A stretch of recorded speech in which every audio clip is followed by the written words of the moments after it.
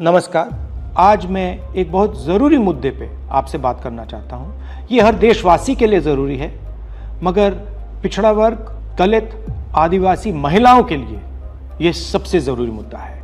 ये आपके भागीदारी के बारे में है। 2023 में पूरे देश ने, सब पार्टियों ने महिला आरक्षण बिल को पूरा समर्थन दिया था। कांग्रेस पार्टी सबसे आगे थी। सालों के लिए हम महिला बिल पास करना चाह रहे थे। अंत में 2023 में हुआ। भारतीय राष्ट्रीय कांग्रेस की तरफ मैं नारी शक्ति बंधन अधिनियम 2023 के समर्थन में खड़ी हुई। भारतीय राष्ट्रीय कांग्रेस की मांग कि यह बिल फौरन अमल में लाया जाए। 2018 में मैंने प्रधानमंत्री को ये चिट्ठी लिखी। इसमें साफ लिखा है कि महिला आरक्षण को जल्दी से जल्दी इंप्लीमेंट किया जाए।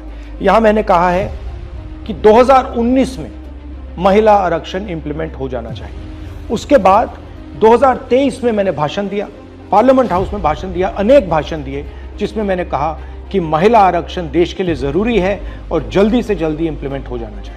In my view, it is quite simple. This bill can be implemented today by giving 33% of the seats in the Lok Sabha and the Vidhan Sabha to India's women.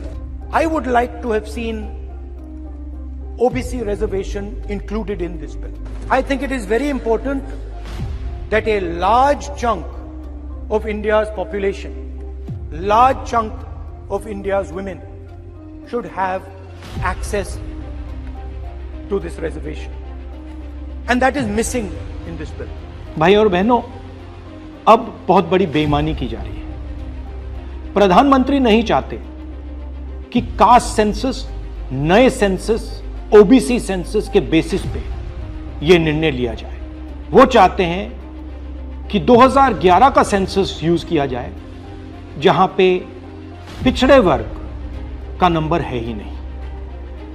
वो आपकी जो भागीदारी है उसको आपसे छीनना चाहते हैं। हमारा कहना है नया सेंसस चालू हो गया है, आप कह रहे हो कि ओबीसी सेंसस आप कर रहे हो, तो उस सेंसस का प्रयोग करके आप महिला बिल क्यों नहीं पास कर रहे हो? हमारा जो विजन है एक बिल्कुल नया डेवलपमेंट का, विकास का पैराडाइम हम कास्ट सेंसस के माध्यम से लाना चाहते हैं। और हम सेंट्रल सवाल पूछ रहे हैं कि चाहे ओबीसीज हों, दलित्स हों, आदिवासी हों, उनकी देश में कितनी भागीदारी है। नरेंद्र मोदी, आरएसएस और बीजेपी घबरा गए हैं क्योंकि कास्ट सेंसस का डेटा आना शुरू हो गया है और उनको मालूम पड़ रहा है कि पिछड़ों की देश में सचमुच कितनी आबादी है। वो नहीं चाहते कि आपको अपनी सच्ची आबादी के बेसिस पर भागीदारी मिले। ये सिर्फ पिछड़े वर्ग के खिलाफ नहीं है,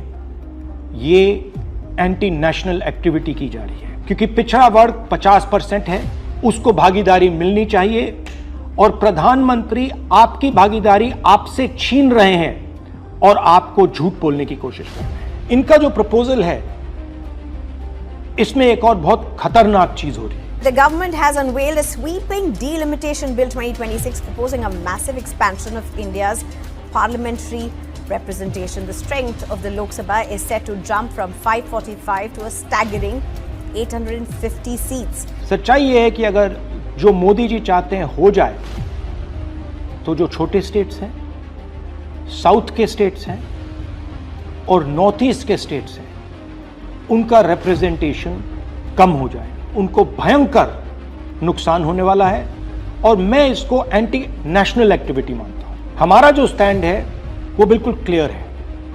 अगर आपको करना है तो ओबीसी सेंसस का जो डेटा है उसके बेसिस पे कीजिए, 2026 के सेंसस के बेसिस पे कीजिए, 2011 के सेंसस के बेसिस पे मत कीजिए, क्योंकि उसमें ओबीसी का, पिछड़े वर्ग का कोई डेटा नहीं है।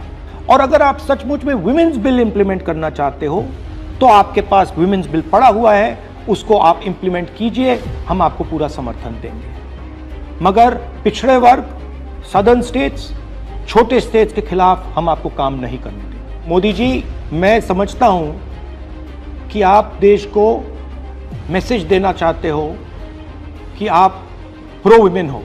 मैं जानता हूं कि आप एप्स्टीन फाइल से घबराए हुए हो। 35 लाख फाइलें यूएस में बंद पड़ी हैं, चाबी ट्रंप जी के हाथ में है और आप उससे डरे हो। मगर यह तरीका नहीं है। आप चाहते हो कि आपके मुताबिक सीटें बढ़ें, आपके मुताबिक डिलिमिटेशन हो और पिछड़े वर्ग को कुछ ना मिले। हम ये नहीं होने देंगे। पुराना डेटा नहीं चलेगा। 2026 कास्ट सेंसस का डेटा ही चलेगा।